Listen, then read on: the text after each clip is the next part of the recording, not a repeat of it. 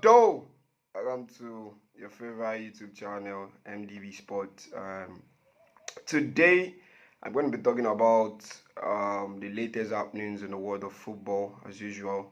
Since I last made a video, it's been a week since I made a video. Since the last time I made a video, Chelsea has played 2 more preseason games, and I'm going to be talking about that. And we have also made a couple of signings, which is always a good news. And we are also still in the market and still hoping to complete some more new signings. Let's go. Yeah, first of all, let's talk about the preseason games, guys.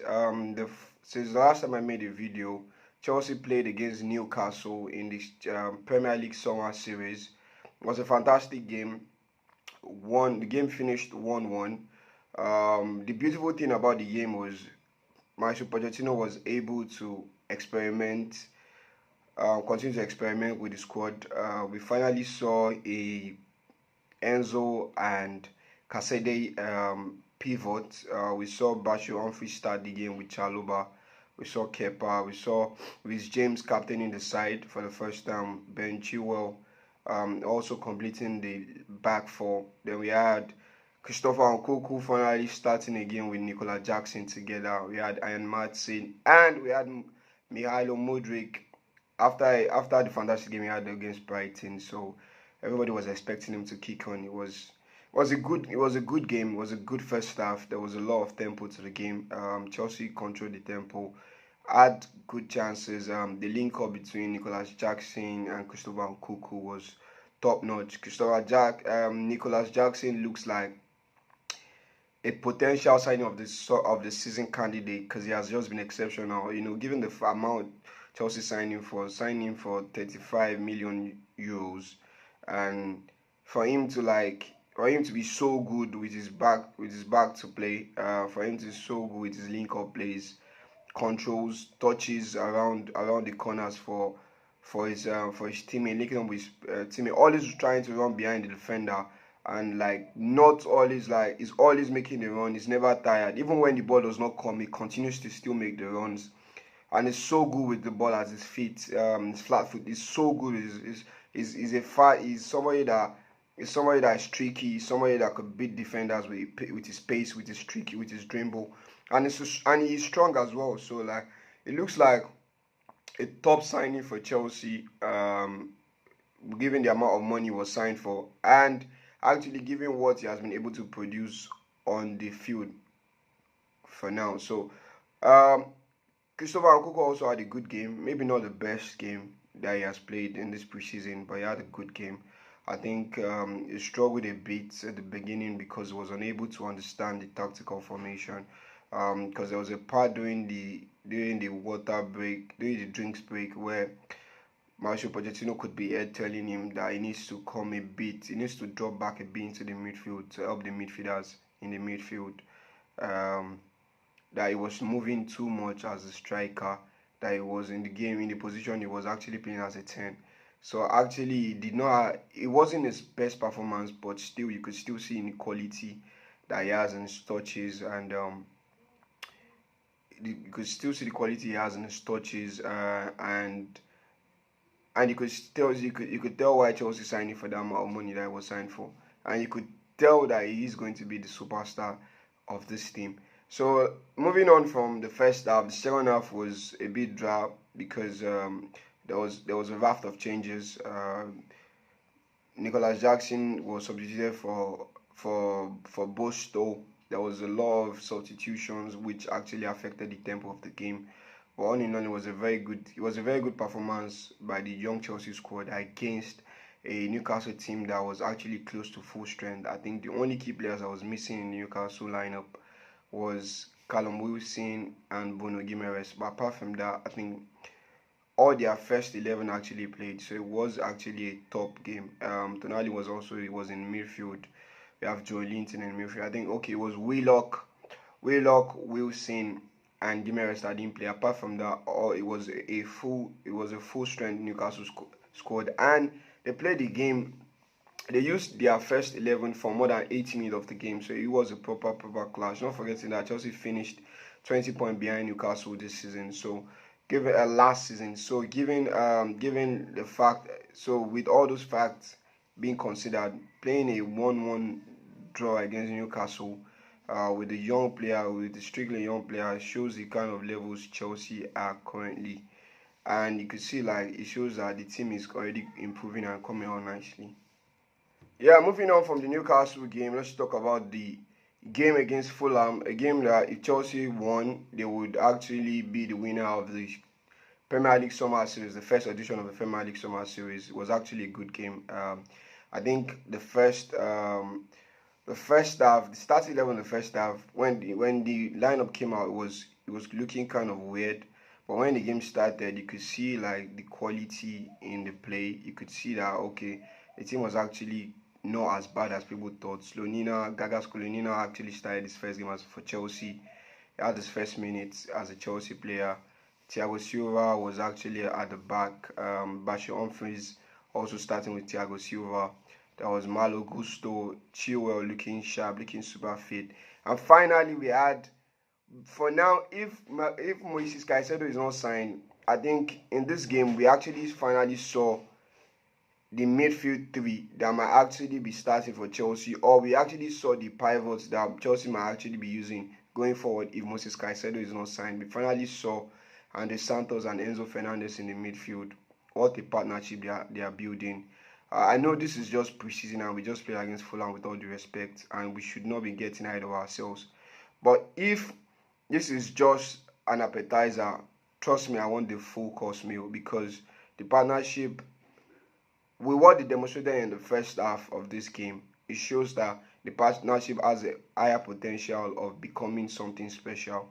Also in attack for this game, we had Christopher Nkunku as they are starting in attack with Bosto and Raheem Sterling. Then Carney Chukwuemeka was playing in the number 10 position. It was actually a good game. The first half was fantastic. Thiago Silva got the goal, and also Christopher Nkunku can't stop scoring. He got his goal, making it the third goal, 3 goals for him in 4 matches. And it was a fantastic display all around. Chelsea controlled the tempo, dominated the game. It was a pretty relaxed Sunday evening match, but it was in the afternoon in America. But right here in Africa, it was in the evening. It was a pretty relaxed game.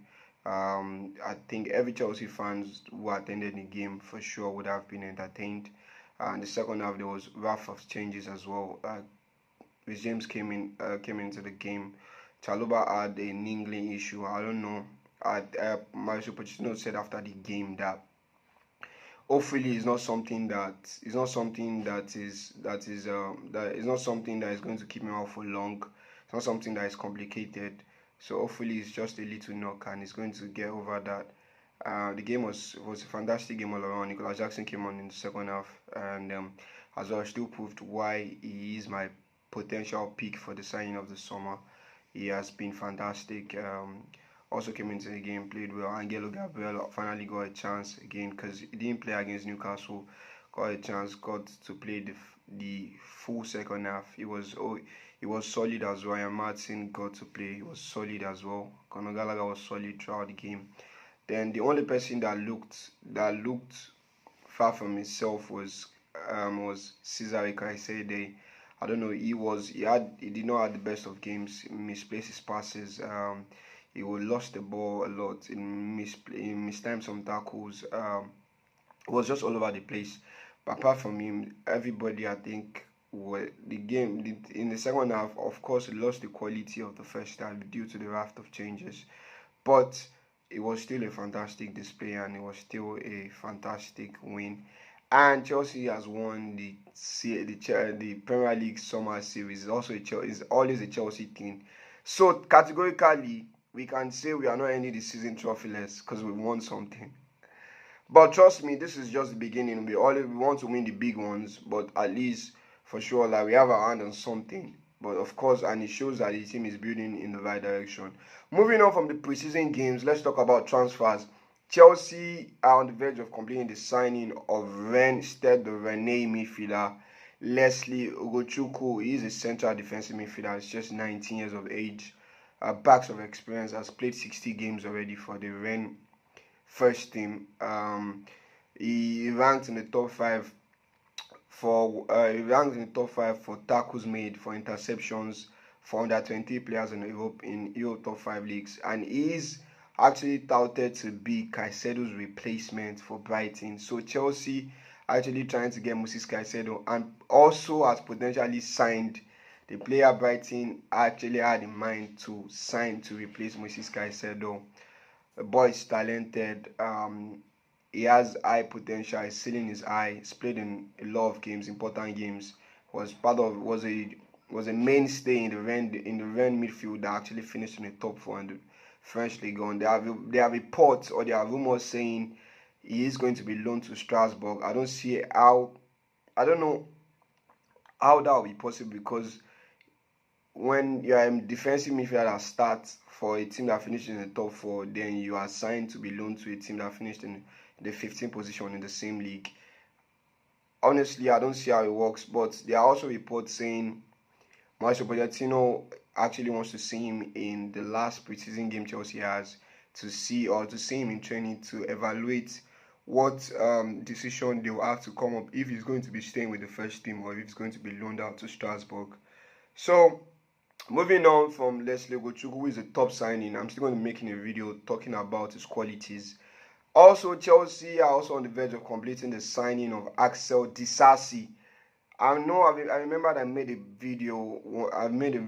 One of the videos I made the last time, I talked about how it was important Chelsea needed a central back, a right-sided central back, and I actually talked about how I was a big fan of Antonio Silva of Benfica. I was a big fan of Diomande from Sporting Lisbon, and also Axel Disasi. They were my top three picks for the right central back position for Chelsea. And I'm so excited that the board, it felt like they listened to what the fans has to say. It felt like they listened to me and to other lovers of the beautiful game who are in love with actually watching young talent thrive.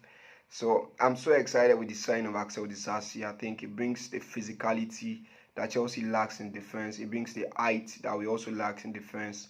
This is somebody that is young but has bags of experience. He played in the World Cup final for France. This is not just, he is a young player, but this is a player with experience. This is more or less like the Badiashile signing. Is like Chelsea is bringing back the Monaco Tower at Stamford Bridge. That's how it is.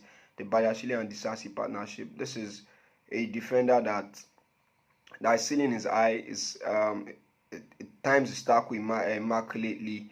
Of course, he has his demerit, which is he's not fast, but he's somebody that actually uses his positioning and his brain to cover for his lack of speed. He is a signing that I expect to do wonders at Chelsea. Of course, maybe Thiago Silva might start the season as the first choice right centre back, but I feel like moving as the season progresses, I think Disasi would actually get his chance and opportunity to play in the starting 11. I think the sign of Disasi might potentially move Trevor Chalobah out of Chelsea. I think right now, with the sign of Disasi, Chelsea have 6 central backs, and I think Mauricio Pochettino wants 5 central backs in his squad. So I expect either one of Trevor Chalobah or Bashir Humphries to be sold, because we already know Fofana is out of this. Wesley Fofana is out of the season already. So the signing of Disasi is one of the signings that was needed. Moving on from the signing of Axel Disasi, there are also reports Chelsea are close to the signing of Elie Wahi from Montpellier. He is a striker. Out of the under 23 strikers, he scored the most goals in the top European 5 leagues. Last season, he had 19 goals. This is a striker with bags of potential. This is somebody that led the line magnificently from Montpellier. He was the third highest goal scorer in all of French league last season. This is somebody that has experience, and there are reports saying he might actually be loaned to Strasbourg. I don't think he would want to accept that, given the fact that he has had a fantastic season last season. And of course, if he's leaving Montpellier, he would want to actually go to a higher team that is fighting for trophies, not going downwards to Strasbourg. So I don't see how that will work, but fingers crossed. Because Mauricio Pochettino said in his interview after the game, he actually talked about how he likes the combination of Jackson and Nkunku. He's so happy with them, but he wouldn't mind to have a different profile of striker to it. So because they don't know how Armando Broja is going to be when he gets back from injury, and I think Armando Broja needs to get game time for him to regain his sharpness after that horrific injury that he had. So I expect Chelsea to sign LUYE, keep him in the squad, and might potentially sell or loan Armando Broja. Then moving on from Armando Broja and LUYE, I have to talk about Chelsea's continuous chase for Moses Caicedo. There's still talks going on. Not forgetting that Brighton rejected Chelsea's fourth bid, which was worth £80 million for Moses Caicedo, and reports are saying Chelsea might actually still go back for him and actually offer their last, I think, fifth and final offer, which might be in the region of 90 million. Chelsea are not willing to meet up the Brighton's £100 million valuation.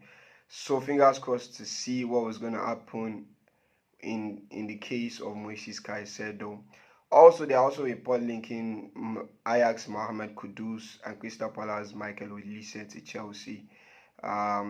Talks have started ongoing between Chelsea and Kudus. Chelsea are thought to have agreed personal terms with Kudus, and they are thought to be in negotiation with Ajax for the signing of the attacking midfielder. And there are also reports saying Chelsea has actually agreed personal terms with Michael Olise, and they are still studying his injury to know if they are actually going to move in for him. Updates and latest happenings in the world of football, please don't forget to share, comment, like, and subscribe.